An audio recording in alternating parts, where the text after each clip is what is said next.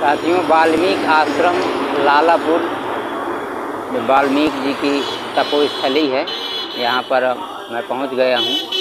आपको आगे चल के दिखाता हूँ कि यहाँ पर क्या क्या है। यहाँ पर विकास कार्य हो रहा है, लालापुर आश्रम का नवीनीकरण।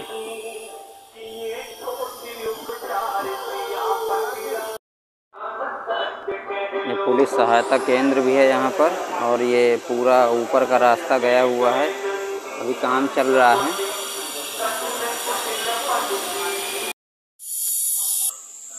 वाल्मीकि आश्रम लालापुर, ये सीढ़ियाँ ऊपर गई हैं साथियों, सीधे पहाड़ में, जहाँ पे वाल्मीकि जी का आश्रम है, बैठकर तपस्थली है उनकी, जहाँ पे वो पूजा पाठ आदि करते थे। और ये पूरा पहाड़ है, बहुत ऊंचा पहाड़ है, पूरा हरा भरा। देखिए यहाँ पे साथियों लालापुर का प्रांगण है, जहाँ पे नवीनीकरण हो रहा है। और ये देखिए बहुत सुंदर सुंदर मंदिर भी बनाए जा रहे हैं। ये पूरा काम चल रहा है यहाँ पर। ये भगवान शिव का छोटा सा मंदिर है यहाँ पर, और ये बैठने के लिए यहाँ पे व्यवस्था की गई है, कुर्सियाँ बनाई गई हैं। और ये पूरा चारों तरफ का नज़ारा भी है यहाँ पे, बहुत खूबसूरत नज़ारा है। ये नीचे उतरने का रास्ता है, और यहाँ पे कुछ लोग आए हुए हैं भंडारा करने के लिए, कीर्तन भी करेंगे। अरे साधु महात्मा हैं जो मंदिर में ऊपर जा रहे हैं। अरे हरा भरा पहाड़ है।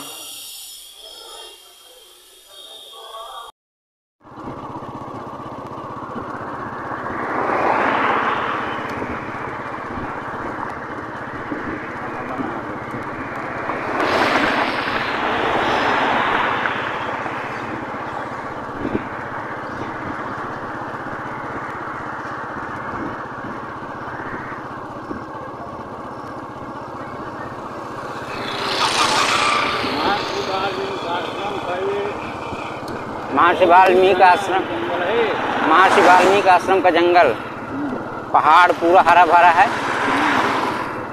देखिए पूरे हरे भरे वृक्ष। और आगे महर्षि, कौन सी नदी बहती है आगे? महर्षि वाल्मीकि नदी। उसको भी हम चल के दिखाते हैं सब लोगों को। और वहाँ एक छोटा सा चल रहा है कार्य के लिए 60 करोड़ रुपये दिया।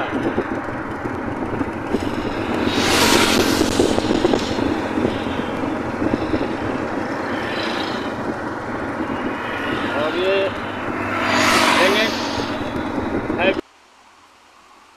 साथियों यही महर्षि वाल्मीकि नदी है, जिसको हम दिखाने की कोशिश कर रहे थे।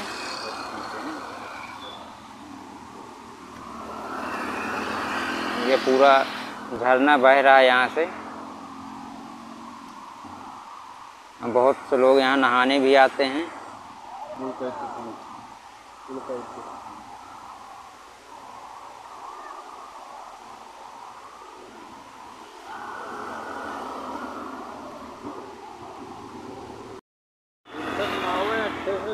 सवेरे सवेरे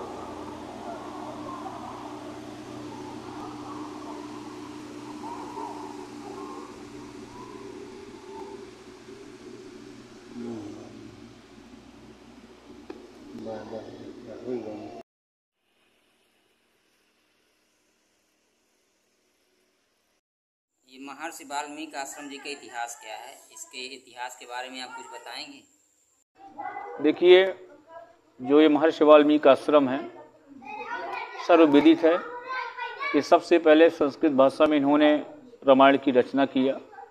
और कई लोगों की किंवदंतियाँ हैं, अपने अपने से मनगढ़ंत कहानियाँ हैं। कोई सीता रत्न में वाल्मीकि आश्रम बता रहा है, कोई बिठूर में वाल्मीकि आश्रम बता रहा है।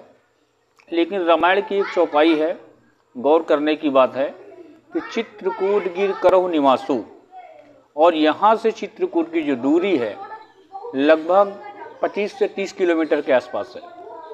तो ये शिखर चोटी जो आप देख रहे हैं, इस चोटी में आप चढ़ के अगर देखेंगे तो चित्रकूट का पर्वत दिखाई देगा, और ये महर्षि वाल्मीकि आश्रम है और इसको शिलापुरी का पर्वत भी कहा जाता है, इस आश्रम को। इसके नीचे नदी का उद्गम है, नदी बह रही है जिसे हम लोग वाल्मीकि नदी कहते हैं, लेकिन इंडियन गवर्नमेंट यानी कि भारत सरकार ने इसको नाला घोषित किया हुआ है। और आनंद रामायण की अगर बात करते हैं तो आनंद रामायण में इस नदी को द्वितीय तमसा कहा गया है। यहीं से वाल्मीकि आश्रम से 2 से 2.5 किलोमीटर दूर बरकोट के पास कटनी कटनासा एक स्थान का नाम है, जहाँ पे लौकिक क्रीड़ा करते थे, खेल कूद करते थे, शिकार करते थे, वो स्थान भी यहीं पे उपलब्ध है। यहाँ से 2.5 से 3 किलोमीटर की दूरी में कटनी कटनासा के नाम से जानते हैं, और यहाँ लोग लोकल भाषा में कटनी कटनी करके ऐसा बोला जाता है लोकल लैंग्वेज में, लेकिन वही है कटनी कटनासा। और लौकुश आश्रम भी यहाँ पे है, वाल्मीकि आश्रम के अपोजिट दिशा में, वाल्मीकि आश्रम के अपोजिट दिशा में लौकुश बाबा का आश्रम है। ऐसा यहाँ के हमारे जो पूर्वज हैं, जो हमारे पुरखे हैं, ऐसा बताते चले आए हैं कि यहाँ पे लौकुश बाबा का आश्रम था। लेकिन जब भी महर्षि वाल्मीकि आश्रम, जब भगवान मर्यादा पुरुषोत्तम श्री राम अयोध्या से चलकर आए, तो संस्कृत में और हिंदी में हर जगह ये प्रमाण मिलता है कि गंगा पार करके यहाँ पे आए। और आप स्वयं अवलोकित करिए, भौगोलिक का चित्रांकन या उसका ज्ञान अर्जन कीजिए, तो आपको ज्ञात होगा कि जब गंगा पार करेंगे तो आपको महर्षि वाल्मीकि आश्रम लालापुर ही मिलेगा। और महर्षि वाल्मीकि आश्रम लालापुर वाल्मीकि आश्रम तो है ही है, और चित्रकूट का प्रमुख द्वार भी है, क्योंकि मर्यादा पुरुषोत्तम श्री राम जब अयोध्या से यहाँ पे आए तो सर्वप्रथम यहीं उन्होंने निवास किया। और महर्षि वाल्मीकि आश्रम जी से महर्षि वाल्मीकि महाराज से पूछा कि मेरे रहने की उत्तम और श्रेष्ठ जगह कौन सी होगी, तो महर्षि वाल्मीकि जी ने बताया कि यहाँ से उस समय में 25 से 30 किलोमीटर दूर चित्रकूट गिरकरहु निवासु, चित्रकूट में एक सुंदर पर्वत है, वहीं पे आप निवास करिए। और उसके बाद मर्यादा पुरुषोत्तम श्री राम चित्रकूट को अपनी तपोस्थली बनाया। 12.5 वर्ष या 12 वर्ष के आसपास वो रहे, चित्रकूट में निवास किया।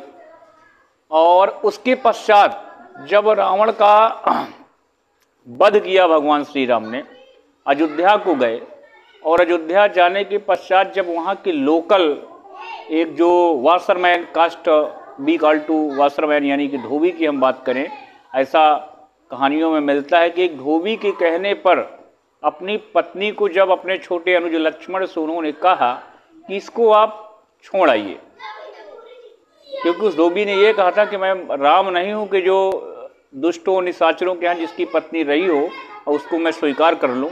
यह बात मर्यादा पुरुषोत्तम श्री राम को ठीक नहीं लगी, और उन्होंने सोचा कि जब मेरे यहाँ की जनता इस प्रकार की बात का प्रयोग कर रही है तो क्यों ना मैं सीता का परित्याग कर दूँ। तो मर्यादा पुरुषोत्तम श्री राम ने छोटे भाई अनुज लक्ष्मण को आदेश दिया कि इसको जाइए और जंगल में कहीं छोड़ाइए। क्योंकि राम और लक्ष्मण पहले भी वाल्मीकि आश्रम आ चुके थे, इसलिए लक्ष्मण को पता था, और लक्ष्मण ने मैया सीता को, मैया जानकी को इसी महर्षि वाल्मीकि आश्रम लालापुर में छोड़ा था। और जो इसके पश्चात, छोड़ने के पश्चात सीता का जो नाम था वन देवी के रूप में प्रचलित हुआ, और जो वन देवी नाम रखाया गया था ये महर्षि वाल्मीकि जी के द्वारा ही रखाया गया। और लवकुश राम का संग्राम, लवकुश लक्ष्मण का संग्राम, लवकुश भरत और शत्रुघ्न का संग्राम भी महर्षि वाल्मीकि आश्रम लालापुर में हुआ है। और इसके पहले महर्षि वाल्मीकि की अगर बात करें तो इसके पहले रत्नाकर डाकू के नाम से प्रचलित थे। कहीं कहीं प्रचेता की ये 10वें पुत्र भी माने जाते हैं, ऐसा प्रमाण मिलता है कि प्रचेता के पुत्र हैं। कहीं कहीं यह भी प्रमाण मिलता है कि ये निम्न जाति से रहे हैं। लेकिन उसके बावजूद जो इनकी वृत्ति थी, इनकी वृत्ति जो थी लूटपाट की थी, यानी कि डकैती अगर हम कह सकते हैं आज की भाषा में, अगर भाषा परिवर्तित किया जाए तो डकैती करते थे। और डकैती करते समय एक बार सप्तऋषियों का झुंड जा रहा था, इन्होंने उनको लूटना चाहा सप्तऋषियों को। जब सप्तऋषियों को इन्होंने लूटा तो सप्तऋषियों ने कहा कि एक बात बताइए, आप हमें लूट लीजिए, हमारा माल ले लीजिए, लेकिन ये धन लेके जा रहे हो, ये जो पाप इसका लगेगा तो ये धन का करते क्या हो? उसने कहा मैं अपने परिवार का पालन पोषण करता हूँ। तो उन्होंने कहा क्या परिवार का पालन पोषण आप इस तरह की वृत्ति से करते हो, और जो इसका पाप लगेगा, इसका पाप केवल तुमको ही लगेगा या तुम्हारे परिवार वाले भी इसमें हिस्सा बटाएंगे? तो वो आश्चर्य में पड़ गए महर्षि वाल्मीकि जी। वो गए, उस समय रत्नाकर के नाम से फेमस थे। अपने घर गए, अपनी पत्नी और बच्चों से कहा कि ये बताइए जो मैं लूट पाट करके धनार्जन करता हूँ, जो इसका पाप लगेगा उसमें तुम लोगों की भी हिस्सेदारी होगी कि केवल पूरा पाप मुझे लगेगा? तो उनके परिवार ने बड़ा समीचीन भक्ति भावुक उत्तर दिया। उन्होंने कहा देखिए, एक पिता का धर्म है कि अपने बच्चों का पालन पोषण करना, अच्छी शिक्षा देना, उनका पेट भरना, तो ये तो आपका दायित्व है। और इस दायित्व में आप क्या कर रहे हैं, इससे हमारा क्या लेना देना? ये पाप हमें क्यों लगेगा? कार्य तुम करते हो, कर्ता को ही कर्म का कर्ता को कर्म का कारण होता है। तो ये बताइए कि महर्षि वाल्मीकि जी की तपस्या जो उन्होंने की है अपने जीवन काल में, जी, क्या इसी स्थान पर की? जी बिल्कुल, मैं इसी कहानी से बता रहा हूँ। जैसे वो वापस आए और सब ऋषियों से जब उन्होंने कहा कि मैं परिवार से पूछ कर आया हूँ और मेरे परिवार ने इसको नाकार दिया है कि पाप आपको लगेगा, तब वाल्मीकि जी को एहसास हुआ कि अरे मैं बहुत बड़ा गलत कर रहा हूँ। तो सप्तऋषियों ने कहा, सप्तऋषियों से वाल्मीकि जी ने पूछा, यानी कि रत्नाकर डाकू ने पूछा कि प्रायश्चित मुझे करना है, इसका कैसे उपाय हो, मुझे क्या करना चाहिए? तो उन सप्तऋषियों ने कहा कि आप राम नाम का जाप करिए, क्योंकि रमनते योगी ने सरामा, जिसे योगी लोग जिसका जाप करते हैं वो राम है। वो राम दशरथी पुत्र राम की बात नहीं करते। राम निरंकार है, जिसका कोई आकार नहीं है। बिन पग चले सुने बिन काना, कर विध कर्म करे निध नाना, आनल रहित सकल रस भोगी, बिन वाणी बक्ता बड़ जोगी।